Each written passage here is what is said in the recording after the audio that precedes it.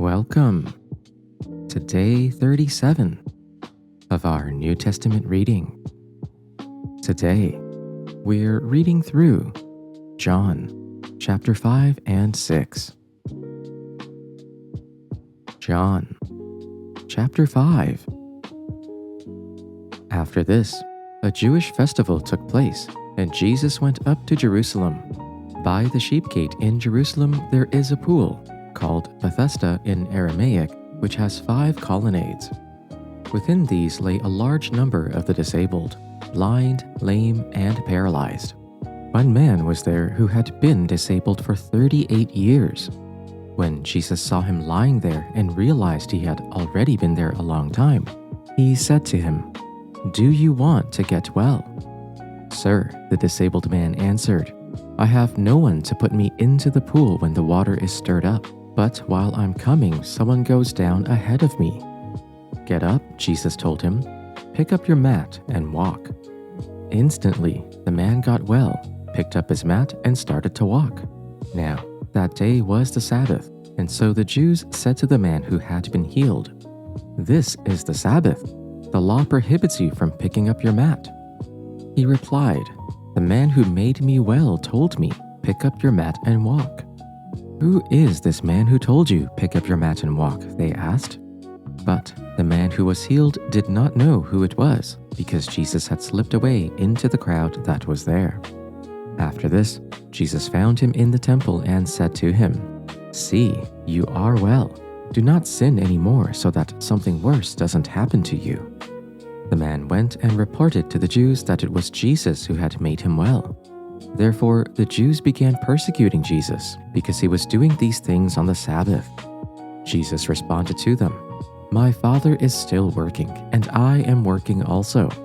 This is why the Jews began trying all the more to kill him. Not only was he breaking the Sabbath, but he was even calling God his own Father, making himself equal to God. Jesus said to them, "Very truly, I tell you, the Son can do nothing on his own, but only what he sees the Father doing. For whatever the Father does, the Son does likewise. The Father loves the Son and shows him all that he himself is doing, and he will show him greater works than these, so that you will be astonished. Indeed, just as the Father raises the dead and gives them life, so also the Son gives life to whomever he wishes. The Father judges no one, but has given all judgment to the Son, so that all may honor the Son just as they honor the Father. Anyone who does not honor the Son does not honor the Father who sent him.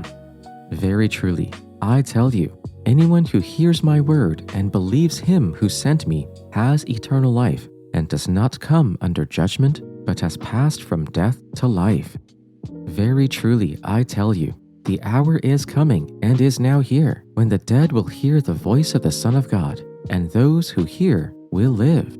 For just as the Father has life in himself, so he has granted the Son also to have life in himself, and he has given him authority to execute judgment because he is the Son of Man.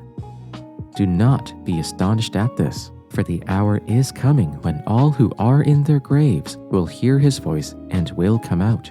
Those who have done good to the resurrection of life, and those who have done evil to the resurrection of condemnation. I can do nothing on my own. As I hear, I judge, and my judgment is just, because I seek to do not my own will, but the will of him who sent me. If I testify about myself, my testimony is not true. There is another who testifies on my behalf, and I know that his testimony to me is true. You sent messengers to John, and he testified to the truth. Not that I accept such human testimony, but I say these things so that you may be saved. He was a burning and shining lamp, and you were willing to rejoice for a while in his light. But I have a testimony greater than John's, the works that the Father has given me to complete, the very works that I am doing, testify on my behalf that the Father has sent me. And the Father who sent me has himself testified concerning me.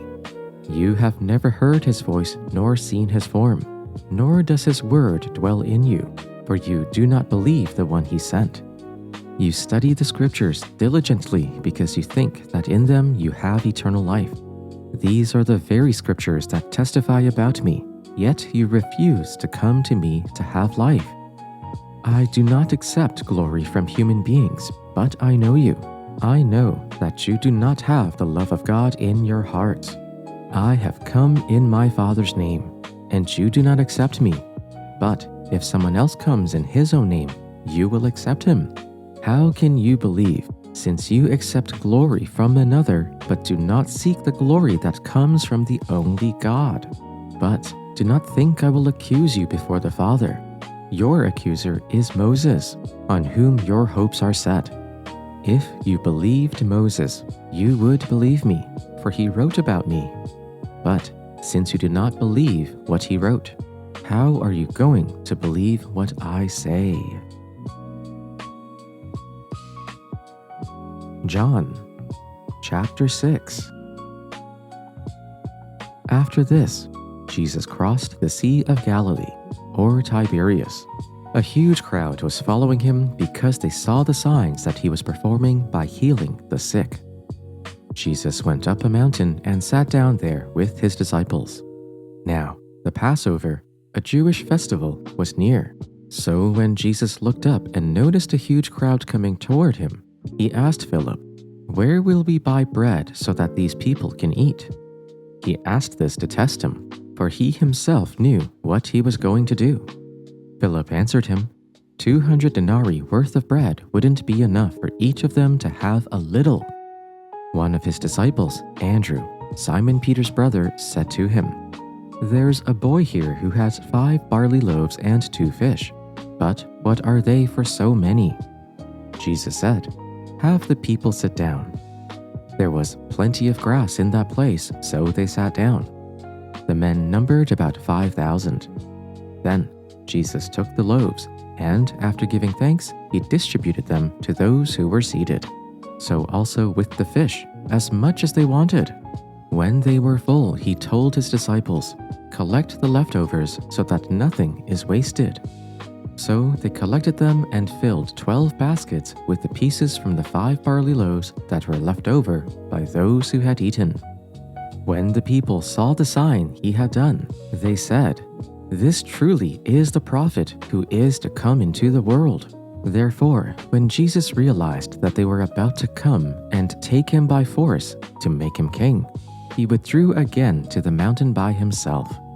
When evening came, his disciples went down to the sea, got into a boat, and started across the sea to Capernaum. Darkness had already set in, but Jesus had not yet come to them. A high wind arose and the sea began to churn. After they had rowed about 3 or 4 miles, they saw Jesus walking on the sea. He was coming near the boat, and they were afraid. But he said to them, "It is I, don't be afraid." Then they were willing to take him on board, and at once the boat was at the shore where they were heading. The next day, the crowd that had stayed on the other side of the sea saw there had been only one boat. They also saw that Jesus had not boarded the boat with his disciples, but that his disciples had gone off alone. Some boats from Tiberias came near the place where they had eaten the bread after the Lord had given thanks. When the crowd saw that neither Jesus nor his disciples were there, they got into the boats and went to Capernaum looking for Jesus. When they found him on the other side of the sea, they said to him, "Rabbi, when did you get here?" Jesus answered, "Truly, I tell you, you are looking for me, not because you saw the signs, but because you ate the loaves and were filled. Don't work for the food that perishes, but for the food that lasts for eternal life, which the Son of Man will give you, because God the Father has set a seal of approval on him." "What can we do to perform the works of God?" they asked. Jesus answered them, "This is the work of God, that you believe in him whom he has sent." So they said to him, "What sign are you going to give us then, so that we may see it and believe you? What work are you performing? Our ancestors ate the manna in the wilderness, as it is written, 'He gave them bread from heaven to eat.'" Then Jesus said to them, "Very truly, I tell you, It was not Moses who gave you the bread from heaven, but it is my Father who gives you the true bread from heaven. For the bread of God is that which comes down from heaven and gives life to the world." They said to him, "Sir, give us this bread always."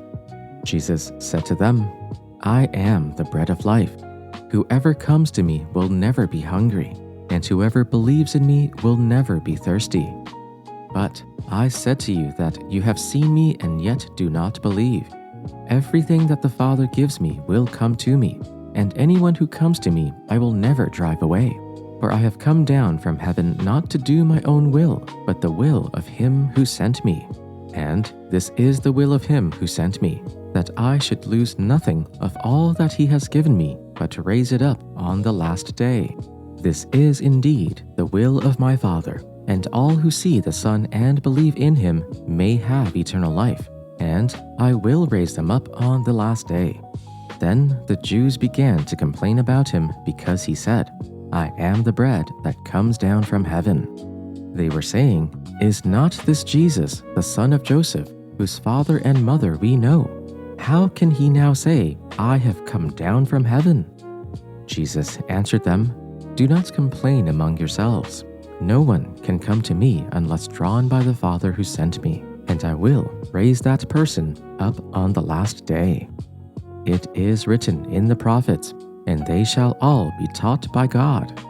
Everyone who has heard and learned from the Father comes to me. Not that anyone has seen the Father except the one who is from God. He has seen the Father. Very truly, I tell you, whoever believes has eternal life.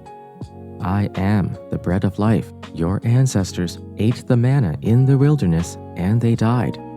This is the bread that comes down from heaven, so that one may eat of it and not die. I am the living bread that came down from heaven. Whoever eats of this bread will live forever, and the bread that I will give for the life of the world is my flesh." Then the Jews disputed among themselves, saying, "How can this man give us his flesh to eat?" So Jesus said to them, "Very truly, I tell you, unless you eat the flesh of the Son of Man and drink his blood, you have no life in you. Those who eat my flesh and drink my blood have eternal life, and I will raise them up on the last day. For my flesh is real food, and my blood is real drink. Whoever eats my flesh and drinks my blood remains in me, and I in them. Just as the living Father sent me, and I live because of the Father, so the one who feeds on me will live because of me. This is the bread that came down from heaven. Your ancestors ate manna and died, but whoever feeds on this bread will live forever." He said this while teaching in the synagogue in Capernaum. On hearing it, many of his disciples said, "This is a hard teaching. Who can accept it?" Aware that his disciples were grumbling about this, Jesus said to them, "Does this offend you? Then what if you see the Son of Man ascend to where he was before? The Spirit gives life. The flesh counts for nothing. The words I have spoken to you, they are full of the Spirit and life. Yet there are some of you who do not believe." For Jesus had known from the beginning which of them did not believe and who would betray him.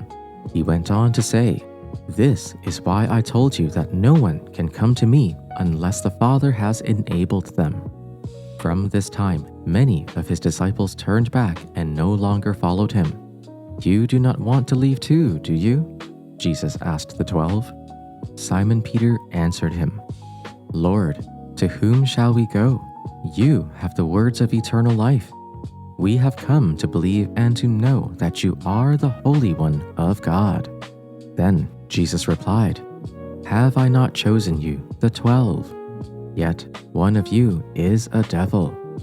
He meant Judas, the son of Simon Iscariot, who, though one of the 12, was later to betray him.